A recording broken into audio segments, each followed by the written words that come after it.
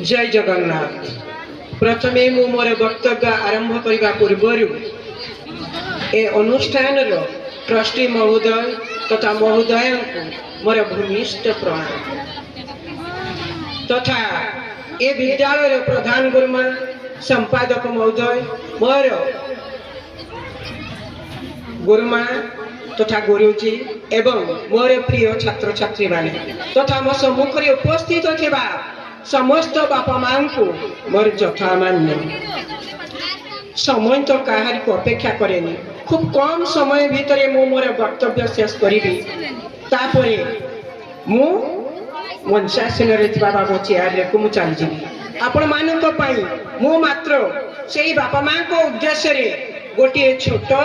गीत ही गाँची से आपण मान मन को पाइब कि ना तो आम जापर तथापि स्वल्प समय भितर मु शेष करी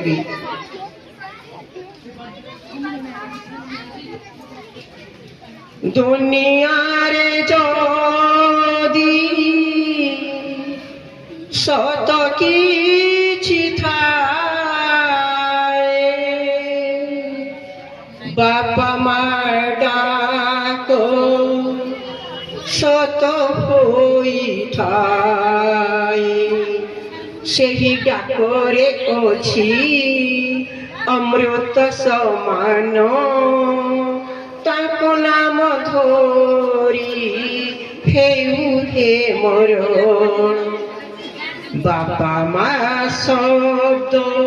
दुईटी अक्षर तुलना नाही अटे तांकर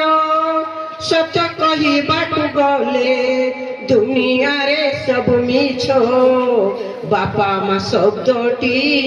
अटई सत किए बापारी बकोड़ी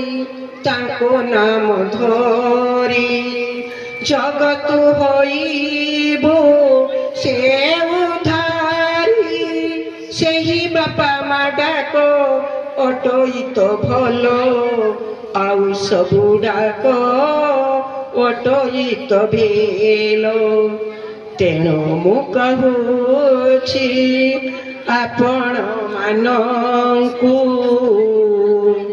भक्ति अंतरे